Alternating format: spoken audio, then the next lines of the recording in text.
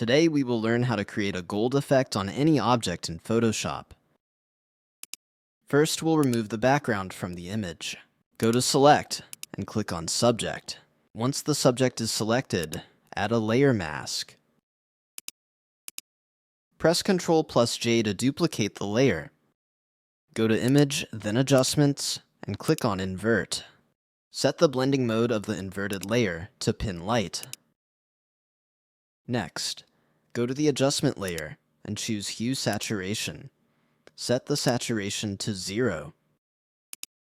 Select all three layers and merge them. Press Ctrl+J to make a duplicate of the merged layer. Go to Image, then Adjustments, and click on Invert. Set this layer's blending mode to Pin Light. Now go to Adjustment layer and select Color Lookup. From the options, choose Edgy Amber.